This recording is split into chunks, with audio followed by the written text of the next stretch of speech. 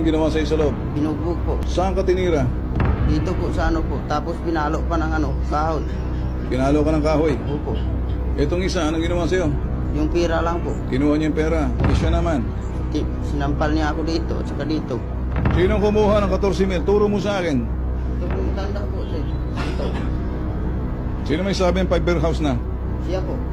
Nakangiti ka ba? Magsalita ka. Huwag kang ngingiti-ngiti sa akin, ha? Hindi naman po ako kumuha ng pera niya. Ibig sabihin, imahinasyon niya lang. Mag-iiyak siya sa akin. Magre-reklamo sa akin na walang katuturan na parang wala kayong kinuha. Yung bata pong ito ay hindi po nagsasabi ng totoo sa amin. Sa akong katulad, sinungaling siya. Hindi, lamang po, maaaring sindikato po yung ginagawa ng mga... Binilang-bilang mo dyan sa loob. Anak, wala po tayo. Ano mo sabihin, anak? Toy. Kala mo makalimutan ko yung ginawa mo sa akin. Pinaghirapan ko yung pira yon. 2 taon akong nagtrabaho doon sa Uson. Palagay mo kaya, itong pobre na to lalapit para lang akusahan kayo. Ang sa kanya, makuha lang yung kanyang 14,000, makauwi na sa probinsya. 2 taong pinag-ipunan, ninakaw ninyo. Magnanakaw pala ang mga barangay ninyo dito.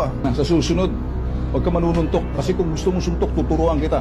Pag tinamaan kita ng ganyan, pag tinamaan kita ng ganyan, pag tinamaan kita dito, pag tinamaan kita dito, pag tinamaan kita ng ganoon, ha?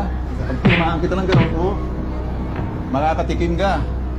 Etong mensahe ko sa inyo, huwag nyo nang uulitin to. Sa akin, derechahan, bitag ka na. Bitag ka na. Ha? Bitag.